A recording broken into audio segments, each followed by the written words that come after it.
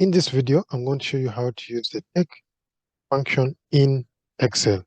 So we type take, and let's first understand what it does. And the take function returns a number of rows or columns based on the arguments that you've given it. The first argument is the array from which to take rows or columns. The next argument, which is mandatory, is the number of rows to take. A negative starts from the end and positives from the start. And the last argument is the columns. Now, so to demonstrate that, I have data here which shows name and cells. So to use this, I'm going to select this as my array, first argument. I want the first row, this row which has John, I'll put 1. The other argument is optional, so I leave it out. Then I get John. If I want the first 3, all I change is change the rows to 3, and there you go. You get your first 3 rows. Now you can say, what about the last row?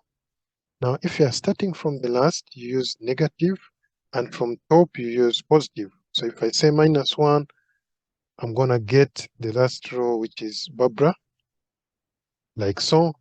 If I want the last 3, say -3, and I get my last 3, which are down here. Now, if you can also specify the columns. If at all I don't want these 2 columns and I want only 1 column, so column will be -1 to just give me one value, 167.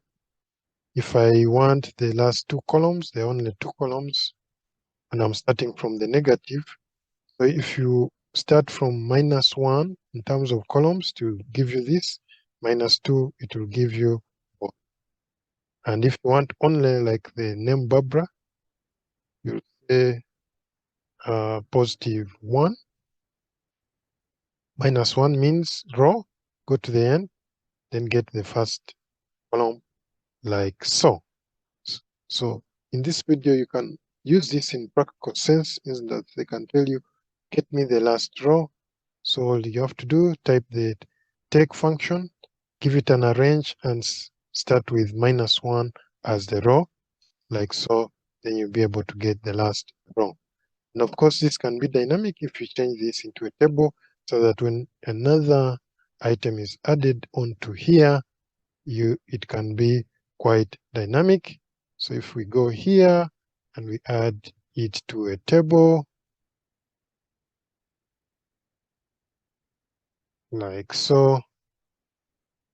Now this one is our table.